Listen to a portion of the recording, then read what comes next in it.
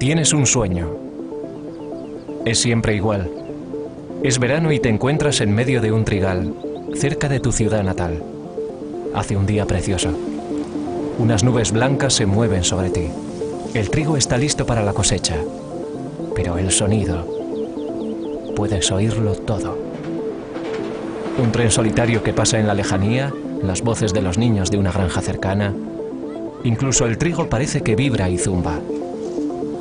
Todo canta al unísono. Los sonidos son como colores, brillantes y agudos, como la luz. El color del sonido.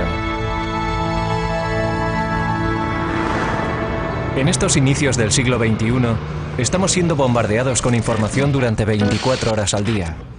Esta revolución de la información ha garantizado que prácticamente no haya ningún lugar al que no podamos llegar.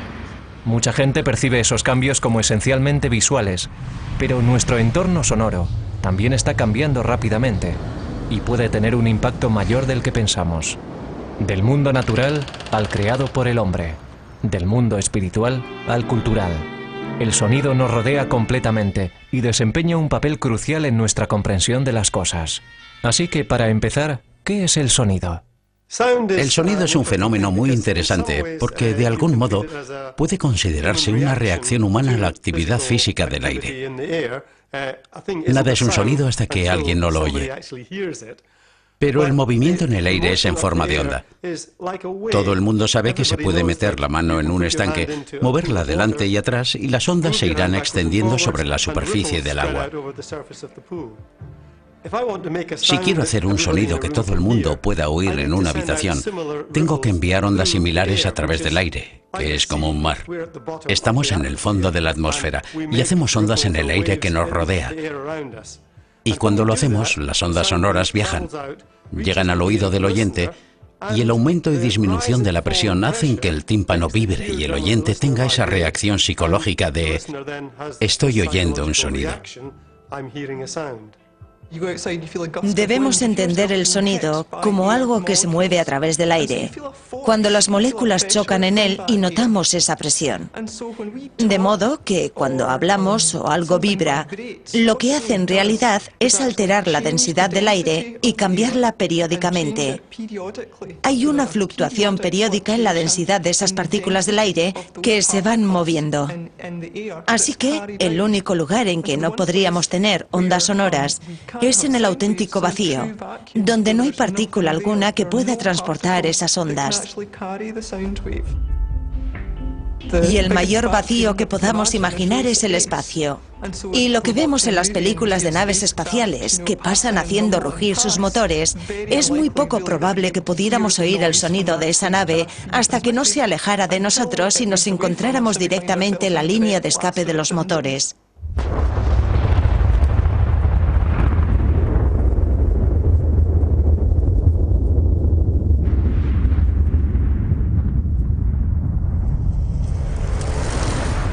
Para la mayoría de nosotros, en nuestras vidas cotidianas, el sonido se reduce a una cuestión: lo bajo o lo alto que sea.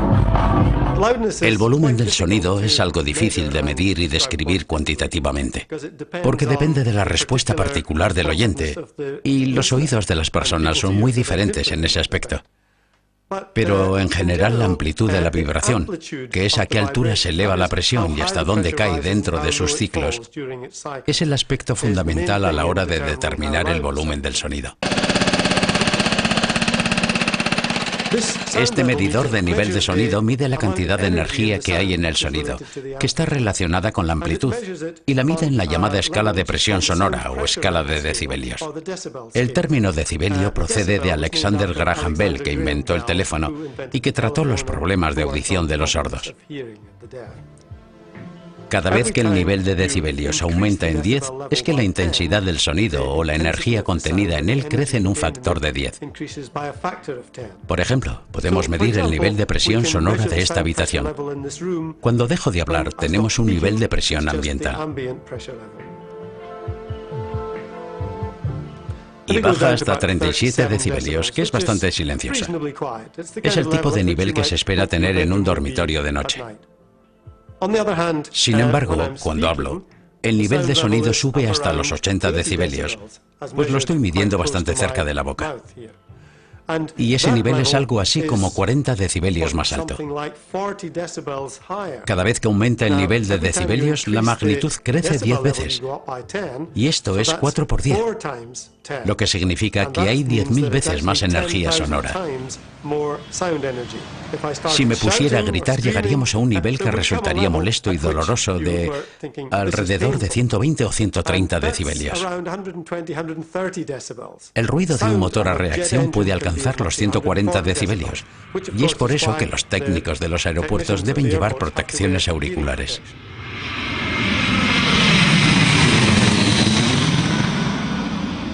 Pero aún más complejo que el sonido que oímos es la forma en que lo hacemos. El oído es uno de los órganos más intrincados y multifacéticos del cuerpo humano. Cuando las ondas sonoras viajan hacia nosotros, alcanzan el oído externo, la oreja o pabellón auricular en forma de copa, que recoge los sonidos y los lleva hacia el conducto auditivo hasta que llegan al tímpano y lo hacen vibrar. Esta capa de piel actúa como el diafragma de un hablante y concentra las ondas cuando pasan al oído interno. También sirve para proteger de los sonidos más agudos las delicadas membranas que se encuentran allí. Pero esa presión sola no es suficiente para obligar a avanzar a las ondas sonoras. Estas necesitan la ayuda de los llamados osteocillos óticos, diminutos huesecillos que reciben nombres de acuerdo a sus formas y son conocidos como martillo, yunque y estribo. Trabajan juntos, como diminutas palancas vibradoras, poniendo en movimiento el fluido de la cóclea, una estructura en forma de caracol no mayor que un guisante, donde las vibraciones sonoras son transformadas en impulsos eléctricos por células especializadas en forma de pelillos llamados células ciliadas. Los sucesivos cambios de presión hacen que estas células envíen impulsos a través del nervio auditivo hacia una zona de procesamiento de información del cerebro que recibe el nombre de córtex auditivo, donde se digieren los impulsos eléctricos y se les da sentido. El análisis comparativo de esas señales es lo que nos permite distinguir los sonidos, suprimir los ruidos de fondo y centrarnos en los sonidos que queremos oír. El hecho de que toda esta compleja y detallada actividad tenga lugar en un órgano tan diminuto es una verdadera maravilla de la evolución.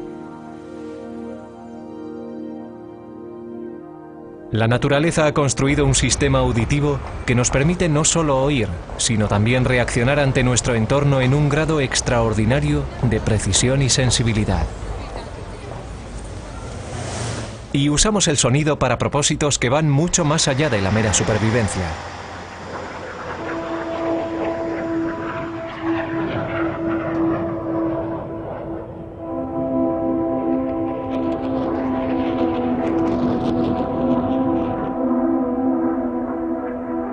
Nada Brahma, un término sánscrito que significa Dios, es sonido y creación, el cosmos.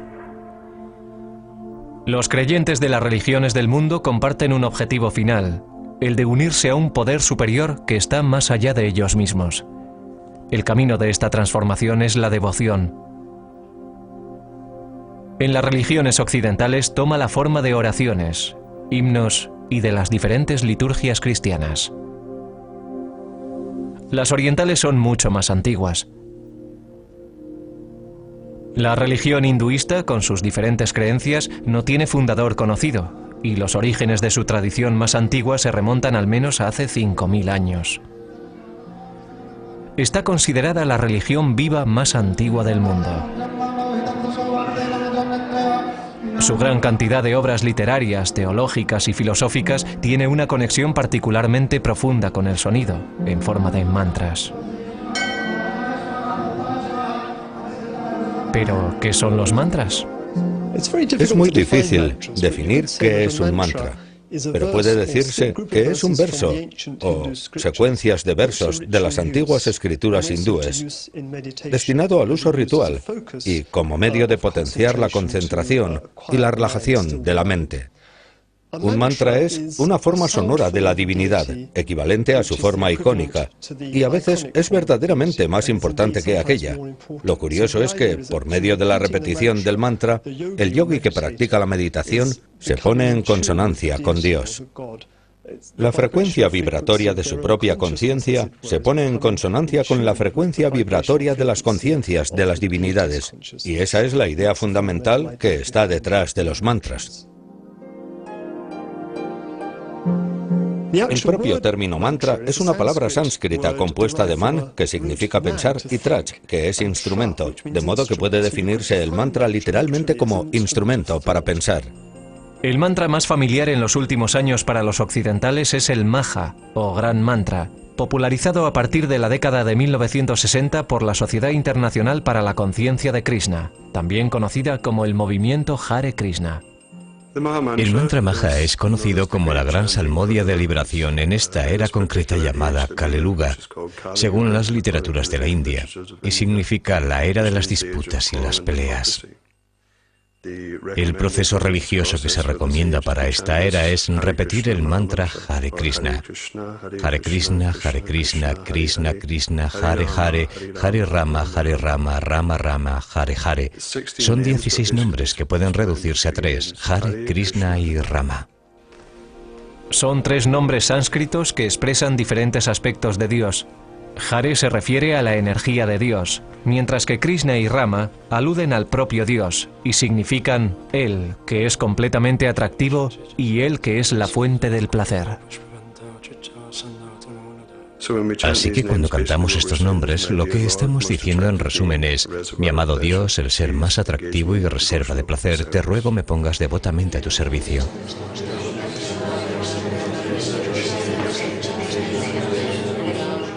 Lo que experimentamos cuando salmodiamos este mantra del Hare Krishna es algo muy sutil. No esperamos experimentar ninguna transformación física. La mayoría de la gente vive estresada por el deseo de acumular riquezas materiales o no se encuentra satisfecha con su situación. Pero los guerreros de Krishna acaban muy satisfechos porque saben quiénes son y quién es Krishna y saben cuál es el proceso para estar continuamente ligado a Dios. El festival dedicado al dios Shiva, conocido como el Shivaratri, lo celebran anualmente en febrero la mayoría de los hindúes. Los devotos rezan y recitan cantos y mantras de las escrituras, especialmente el Nama Shivaya, que va precedido del más antiguo de los mantras, Om. Om es el sonido del universo, que en algunos textos se divide en 3 sonidos, A, O, que simbolizan la creación y la destrucción del universo, y que también se reflejan en el cuerpo, en el sentido de que el primer sonido A proviene del fondo de la garganta y termina en los labios, de modo que el viaje del sonido desde el cuerpo hasta el mundo exterior refleja el viaje de su manifestación desde su primera fuente en la parte interna y termina contrayéndose sobre sí misma en su destrucción final. Así que el mantra Om simboliza la creación y destrucción del universo que se produce una y otra vez. Nada Brahma, el mundo es sonido. Pero, ¿por qué el sonido tiene tanta importancia en las religiones orientales? Resulta difícil decir por qué, pero ciertamente el sonido es un elemento central de la cosmología hinduista. La idea es que el universo es una jerarquía de números, una jerarquía de frecuencias vibratorias, y que el mundo material es una solidificación o coagulación de esta frecuencia vibratoria más alta. El sonido es evidentemente vibración, una forma sutil de frecuencia vibratoria de ese mundo. Al final, El significado de cualquier mantra es menos importante que el propio sonido.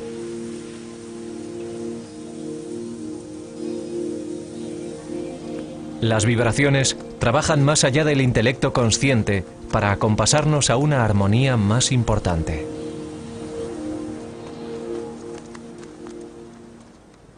El concepto de un sonido o vibración fundamentales también existe en la tradición occidental. Amén, aleluya, hosana. Todas esas palabras son mantras, como lo son los muchos nombres de Dios en todas las religiones del mundo. Y la propia repetición de la palabra como un sonido nos lleva a algo mayor, a algo que está más allá de nosotros mismos. Pero hay otros campos, además de la religión, en los que las fuerzas sonoras nos hacen implicarnos a un nivel más profundo.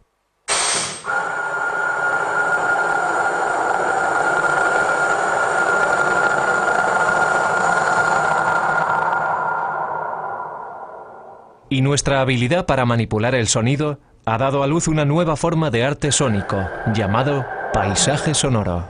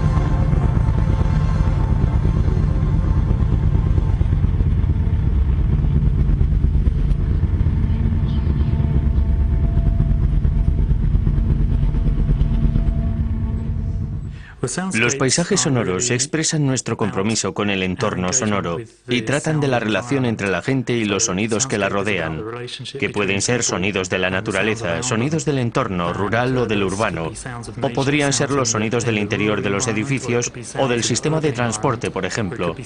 Trata de los sonidos que encontramos en nuestra vida cotidiana. El movimiento comenzó a finales de la década de 1960 y principio del 70, en Canadá, de la mano de un compositor llamado Murray Schafer, que ideó el llamado Proyecto del Paisaje Sonoro, que pretendía abordar la idea de la polución acústica de una manera positiva, fijándose en los atributos positivos del entorno sonoro natural. En primer lugar, pretendían ampliar la conciencia de las cuestiones a las que se enfrentaban las ciudades, con el rápido aumento del ruido del tráfico y de las máquinas, y de todo el barullo característico de las ciudades, y utilizarlo para mejorar las vidas de la gente a largo plazo. Ese venía a ser su objetivo político. Y se le ocurrieron una serie de ideas y de términos que aún hoy seguimos usando, como el de los hitos o monumentos sonoros, que serían el equivalente sonoro de los puntos atractivos o monumentos de las ciudades, es decir, sonidos que definen un lugar concreto y que pueden servir para que la gente se oriente. Murray Schafer también habló de alta y baja definición en relación a los paisajes sonoros, y con alta definición se refería a un paisaje que tenía muy buena definición acústica. música, en el que podíamos oír muchos sonidos suaves, o en el que se podían oír sonidos lejanos, por ejemplo en el campo, donde podríamos oír el sonido del canto de un pájaro que está en un árbol cercano, al tiempo que otros sonidos más lejanos, como el de un tractor en una colina a varios kilómetros de distancia. Con paisajes sonoros de baja definición, se refería a aquellos en los que los sonidos más suaves aparecían enmascarados por otros más fuertes o más cercanos a nosotros. Por ejemplo, en la ciudad, donde tenemos un permanente ruido de fondo del tráfico, junto con el sonido de la gente que va y viene del trabajo, y diferentes músicas que entran en el paisaje. Los sonidos suaves aquí desaparecen o es más difícil oírlos.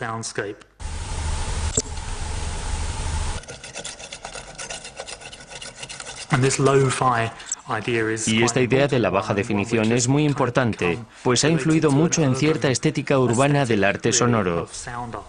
Y así, en el arte sonoro contemporáneo, nos encontramos con algo así como sonidos fallidos, sonidos electrónicos, que podrían describirse como mal grabados, sonidos distorsionados que interfieren y que pueden oírse en todo tipo de arte sonoro de los últimos años, e incluso en el mundo de la música pop.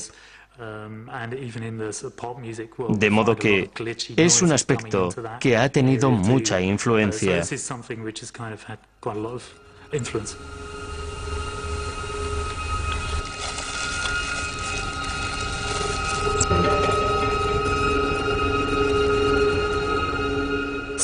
Los paisajes sonoros pueden considerarse música o también arte sonoro, y hay un debate interminable sobre si son una u otra cosa.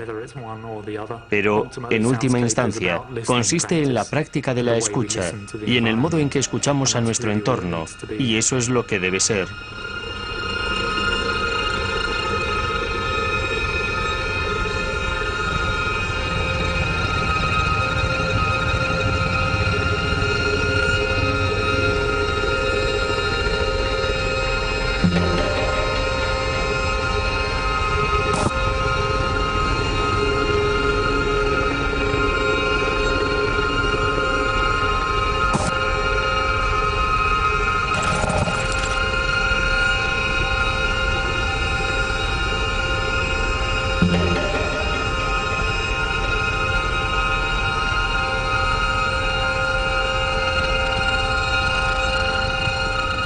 En las composiciones de paisajes sonoros yo puedo arrojar cierta luz sobre nuevas cuestiones, nuevos sonidos o sonidos ocultos.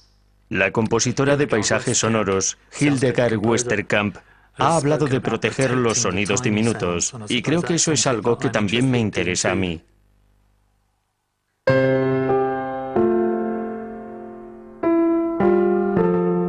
Oímos el mundo antes de nacer.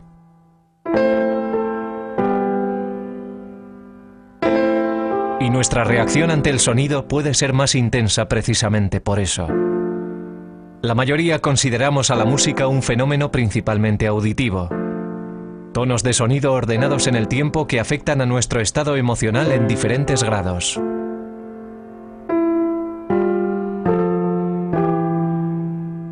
Pero una investigación desarrollada en la Universidad de Edimburgo está elaborando una teoría sobre la estrecha conexión que la música guarda con una función básica: el movimiento.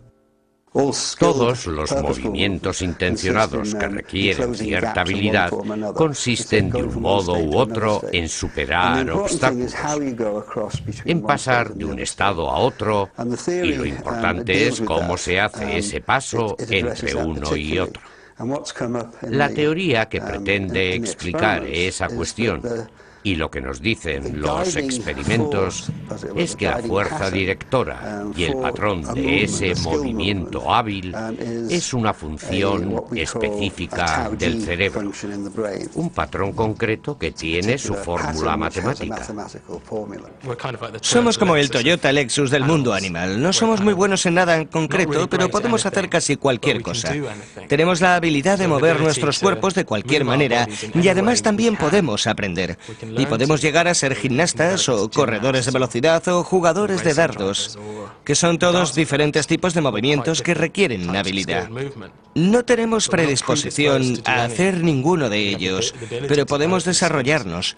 Y esta plasticidad del control de nuestro movimiento también significa que podemos convertir el aspecto puramente funcional del movimiento, que nos permite desplazarnos por el mundo, en algo diferente. Y podemos esculpir el sonido con la música y pintar música para crear algo artístico, jugando con ella. Así que el arte y la música son un modo de celebración del movimiento y de cómo lo controlamos.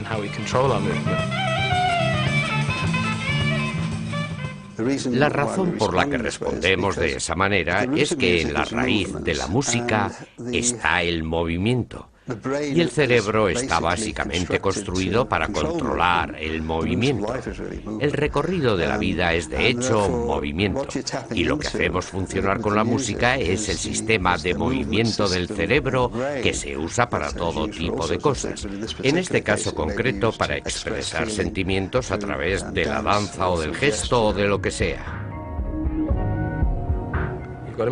Tenemos un músico que quiere interpretar algo, expresar algo, para lo que tendrá que moverse de una determinada manera y producir un sonido que un bailarín debe escuchar para moverse de un modo en concreto. Midiendo los movimientos que hace el músico y el sonido que produce y los movimientos de los bailarines, deberíamos poder relacionar ese gesto, esa expresión, con el movimiento del sonido y cómo éste influye en el cuerpo.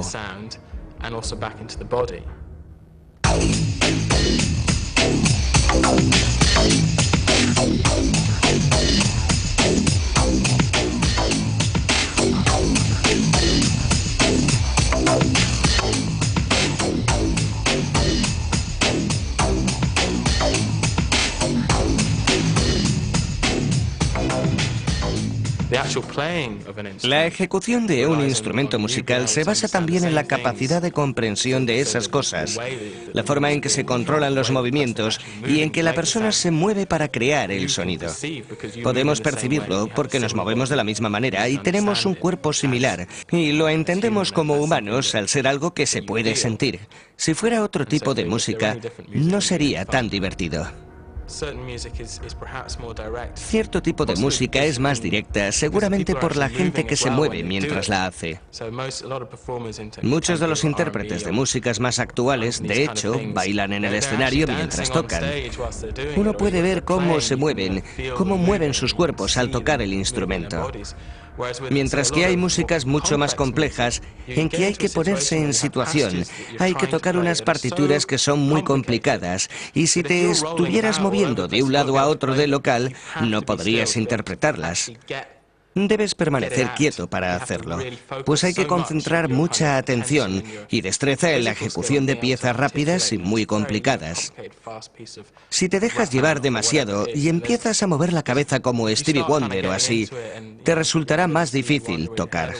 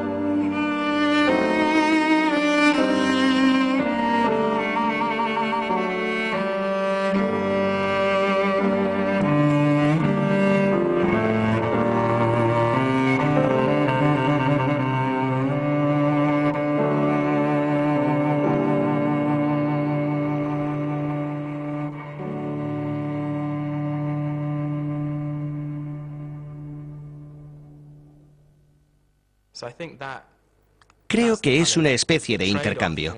A veces se escriben cosas que son tan difíciles de tocar que no es posible dejarse llevar mientras tocas, pues tienes que concentrar todo el movimiento en la producción del sonido, mientras que con otras músicas la gente tiene que moverse mientras la ejecuta, y eso da mayor color al asunto, especialmente en la interpretación.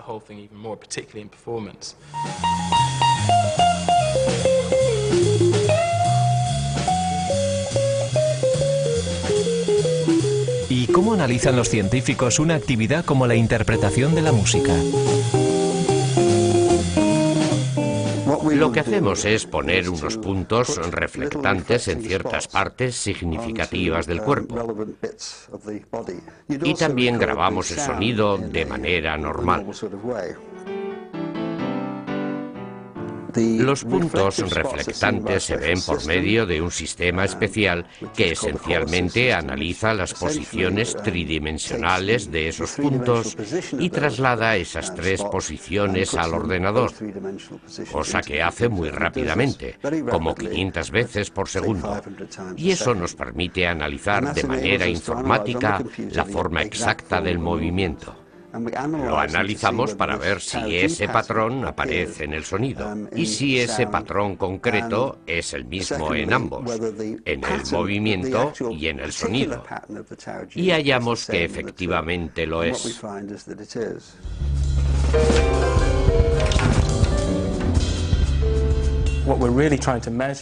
Lo que estamos tratando de medir cuantitativamente es cómo una idea pasa de la mente de un músico, por ejemplo un pianista, y llega hasta sus dedos y al sonido, para ir a la mente de otros músicos a través de sus oídos y de vuelta a través de sus dedos hasta los palillos y hasta el sonido de un símbolo. Suena bastante abstracto, pero es fácil, como oyente individual, oír un motivo o un gesto en alguna parte de la ejecución y relacionar ese mismo patrón con el símbolo apropiado del teclado o de la batería. Hay cosas perfectamente reconocibles y sonidos claramente diferenciados. Una cosa está clara, la diferencia del sonido del teclado y el símbolo, pero lo importante es la forma y que el patrón sea el mismo. El patrón del movimiento en la forma de producir el sonido y el modo en que se controla es el mismo. Y aquí estamos hablando de medir directamente la expresión o los aspectos gestuales de la ejecución, que es algo que nunca se ha medido antes de manera cuantitativa. Así puedes concretarlo y decir que así es como se produce. Aquí es donde empieza y aquí es donde termina, y estamos entusiasmados con esto.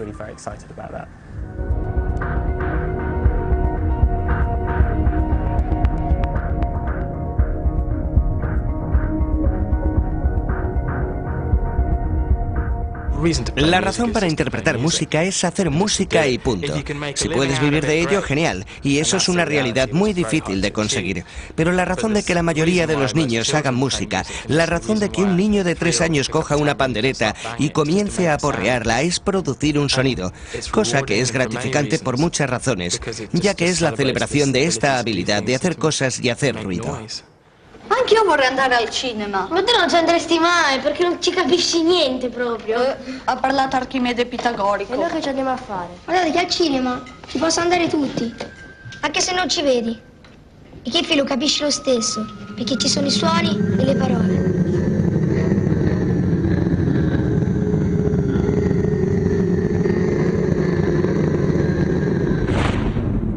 Se dice que el cine no es más que un niño con perspectiva renacentista, lo que puede explicar nuestra preferencia por las imágenes sobre el sonido, la idea de que ver es creer. Pero si lo que vemos reproduce una imagen del mundo, lo que oímos y experimentamos con nuestros otros sentidos es el mundo. Además, las películas tuvieron acompañamiento sonoro desde el principio, y todos sus avances tecnológicos pueden asociarse al deseo de oír a la gente hablar. Hey.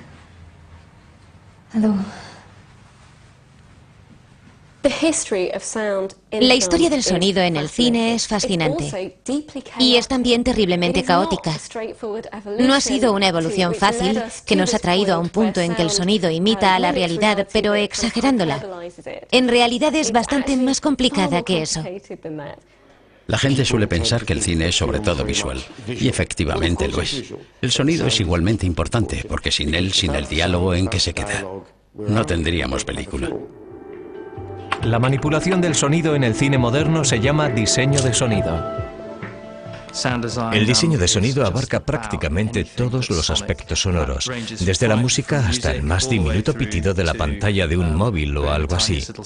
Tenemos toda una gama de sonidos que van desde el ruidito más insignificante hasta la gran estructura de la banda sonora general de la película. Los dibujos animados, por ejemplo, se crean pintando sobre un trozo de papel y es un mundo plano. Pero en cuanto se le añade el sonido, conseguimos darle profundidad y peso. De repente, ese objeto, con poco sentido, adquiere un cierto significado.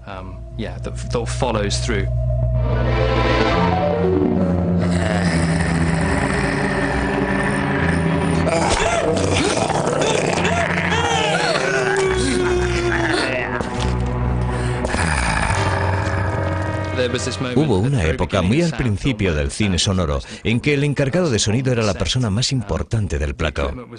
El equipo era muy voluminoso y pesado, además de terriblemente caro, y una vez que se ponía a grabar algo no se podía parar. Así que toda la filmación del musical en Hollywood se basaba en el sonido.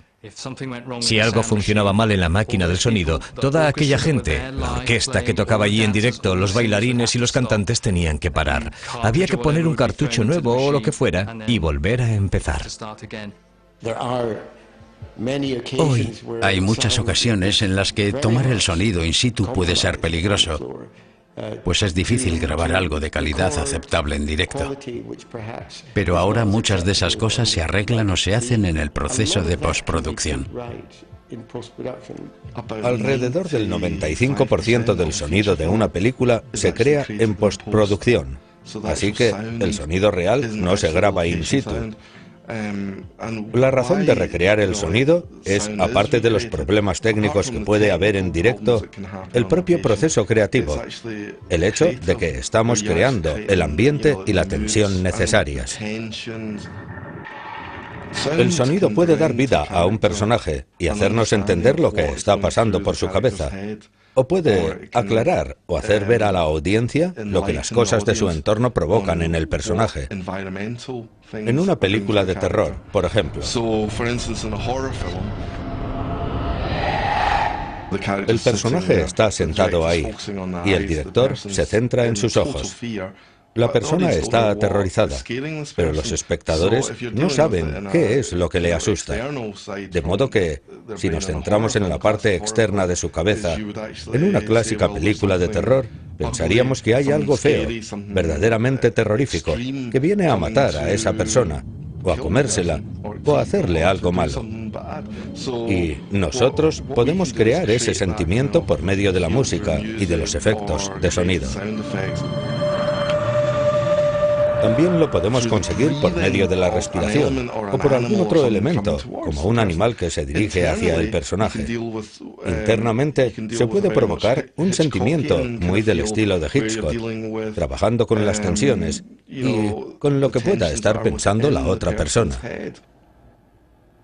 La película Chantaje o La chica de Londres de Hitchcock se empezó a filmar como película muda, pero el cine sonoro cobró tanta fuerza durante la producción que no tuvieron más remedio que cambiarla. En esta película, una joven es seducida por el hombre equivocado, que trata de desviarla de su ordenada vida. El hombre la lleva a su habitación y trata de violarla. Vemos cómo la mano de la chica se agarra a las cortinas y consigue coger un cuchillo con el que lo apuñala. A la mañana siguiente, ella está en la tienda de sus padres, desayunando, y se ve claramente que está traumatizada. Y hay una mujer con una voz molesta y chirriante, algo claramente intencionado.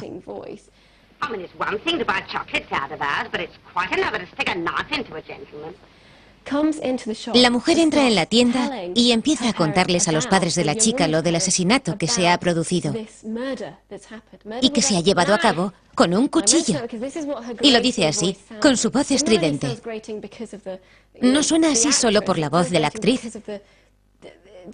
sino también porque en aquella época, en 1929, solo se recogían unas pocas frecuencias. Pero Hitchcock lo subraya aún más, haciendo que la mujer cuente una y otra vez lo terrible que ha sido que hayan asesinado a este hombre con un cuchillo. Y baja el volumen del resto del diálogo al tiempo que eleva el de la palabra cuchillo.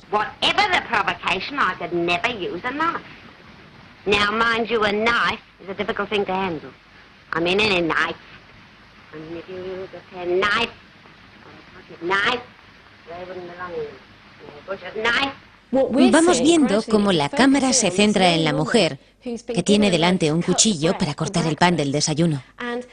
Y cada vez que oye la palabra cuchillo, y por supuesto nosotros también la oímos perfectamente porque se ha elevado su volumen, ella pega un respingo y se va asustando cada vez más a medida que oye repetir la palabra, hasta que acaba soltando el cuchillo. Es un ejemplo muy creativo del uso subjetivo del sonido muy temprano, cuando todavía era el segundo o tercer año en que se utilizaba.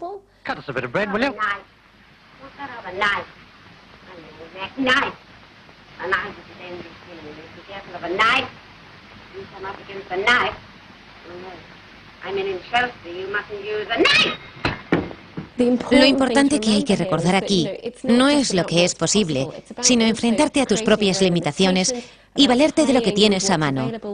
Pues como Randy Thumb dice, los sonidos reales son verdaderamente complejos. En manos de un auténtico diseñador de sonido, el sonido puede llevarte a otro lugar, puede inducir ese estado de meditación. El sonido te ayuda a estar allí, te lleva a ese otro lugar y te ayuda también a superar tu incredulidad.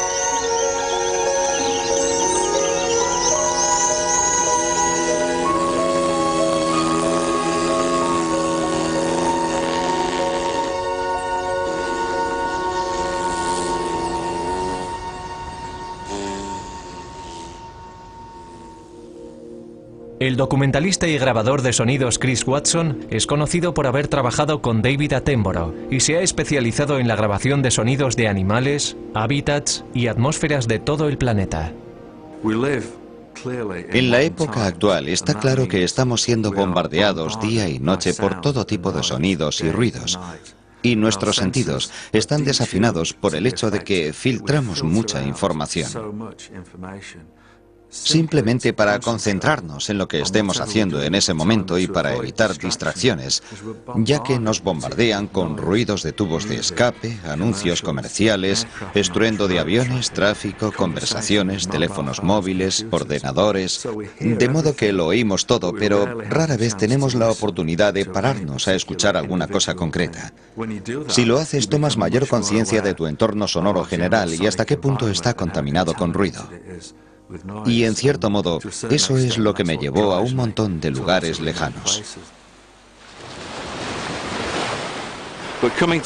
Un hábitat como el de esta playa es un lugar perfecto porque hay toda una gama de sonidos y de frecuencias diferentes dinámicamente relacionados y condensados en un espacio relativamente pequeño, en unos 200 metros desde el principio de la playa hasta la orilla y que continúa dentro del mar. Esta es una de las cosas que me entusiasman de las grabaciones.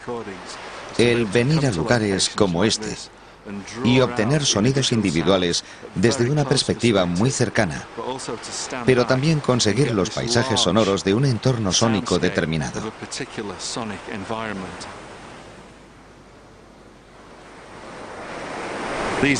Estos son dos de mis instrumentos favoritos en este momento. Son hidrófonos, es decir, micrófonos subacuáticos, pero también funcionan en el sustrato, o sea que permiten grabar las vibraciones transmitidas desde el mar a través de la arena y recogerlas en estos instrumentos. Pero también funcionan fantásticamente bajo el agua y podemos oír toda esta sorprendente cantidad de sonidos procedentes del movimiento del agua y del flujo de las mareas y el sonido del agua del mar a través de la arena y los guijarros. Es un entorno verdaderamente precioso, hostil para nosotros y muy gratificante desde el punto de vista sonoro.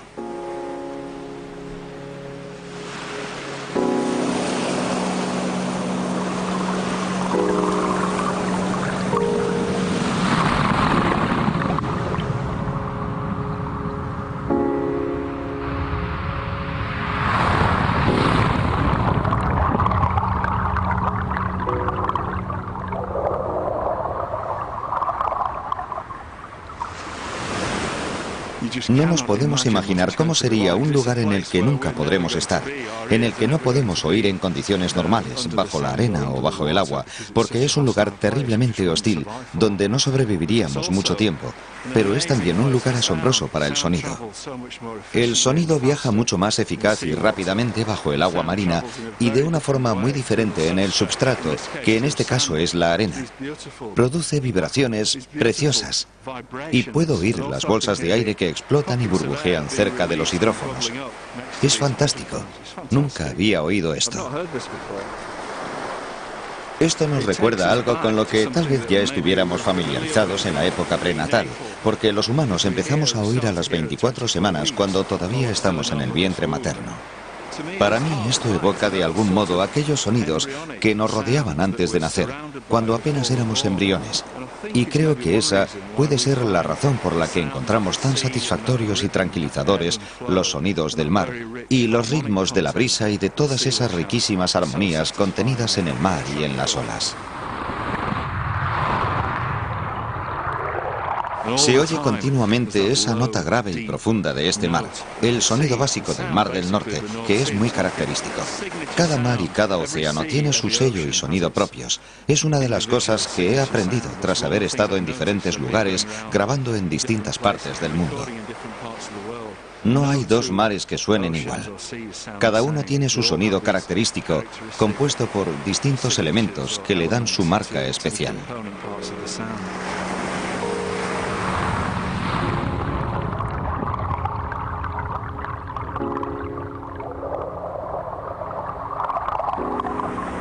Asombroso.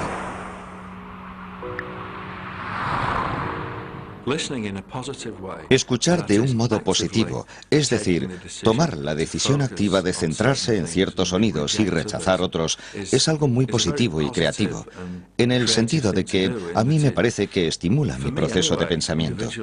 Me hace pensar tal vez de manera más lateral sobre la solución de problemas o cómo puedo obtener rendimientos creativos de algo.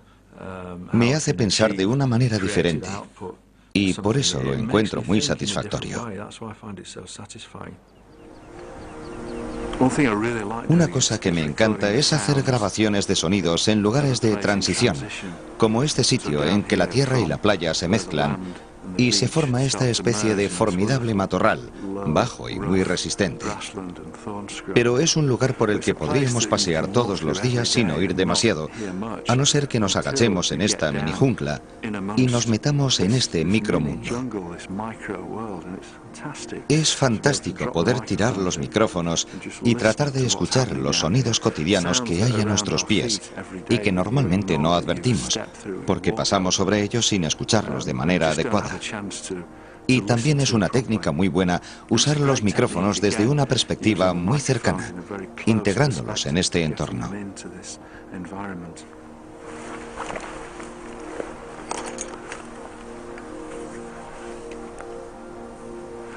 La otra cosa importante que he descubierto es la ventaja del uso de dos micrófonos, utilizados como dos canales de estéreo, porque eso nos permite empezar a oír con ese sentido de espacio.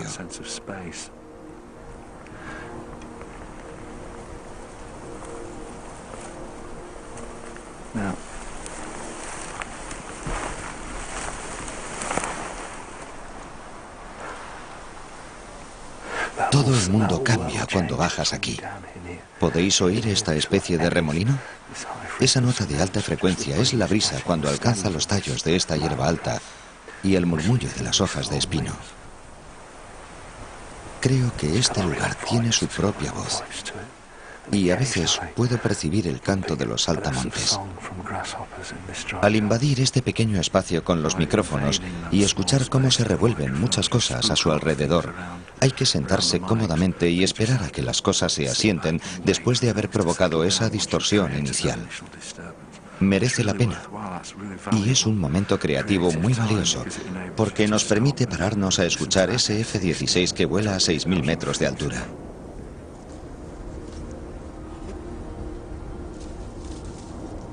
Ahí abajo hay todo un mundo que normalmente no tenemos muchas ocasiones de escuchar.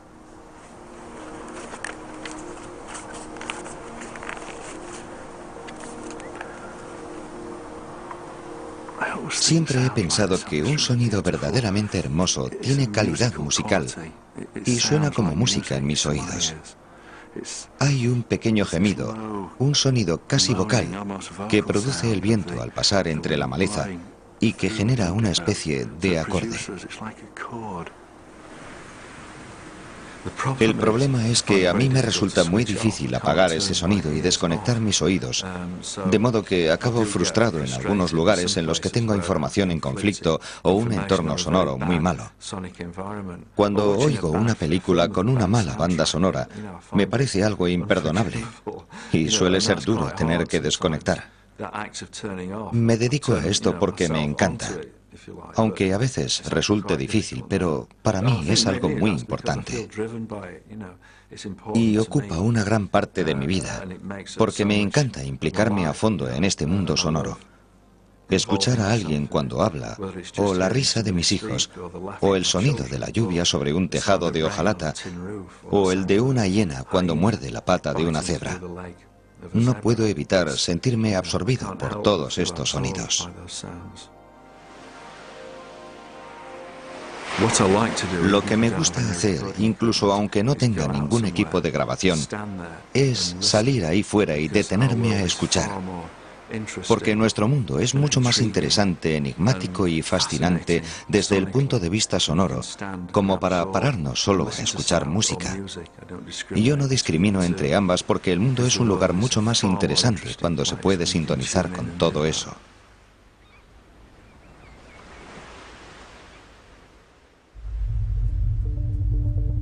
El fenómeno del sonido es un fenómeno de inmersión, y esta perturbación de energía mecánica que se mueve a través de la materia en forma de ondas nos afecta como ninguna otra. Desde el micronivel de los átomos, las moléculas y las células, hasta el macronivel de los objetos, todas las cosas vibran y cantan. Cuando están muy cerca, las partículas que laten a diferentes velocidades se acompasarán y vibrarán al unísono, pasando a moverse al mismo ritmo. Nuestras ondas cerebrales hacen lo mismo en momentos de empatía.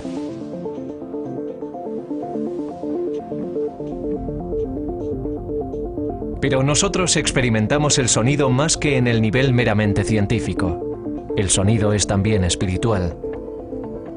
En las ceremonias religiosas nos aúna a todos, elevándonos y permitiendo que nos centremos en lo trascendental a través de himnos y oraciones.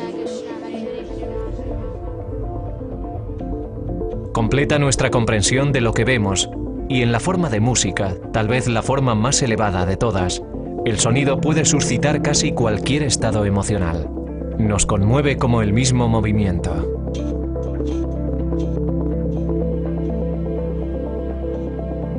La tecnología ha permitido que este mundo de sonido se haya personalizado más, Nos movemos en el entorno urbano como actores de nuestra propia película, con iPods y reproductores de MP3 que alteran nuestro sentido del tiempo y el espacio.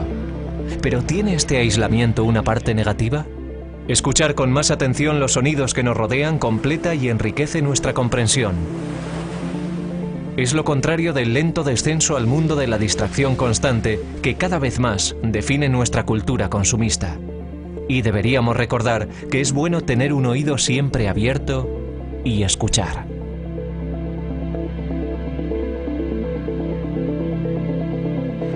Mi sonido favorito es el de la respiración de mis hijos cuando duermen. Mi sonido favorito será seguramente el del mar. Cuando veo algún concierto y la banda sale al escenario, el de la ovación del principio. Hace poco que he oído mi sonido favorito, y fue el de los hinchas cantando el Sunshine on Leith cuando el Hibernian ganó la Copa. El sonido que menos me gusta es el de un motor al arrancar. No me gusta nada. Me da hasta miedo.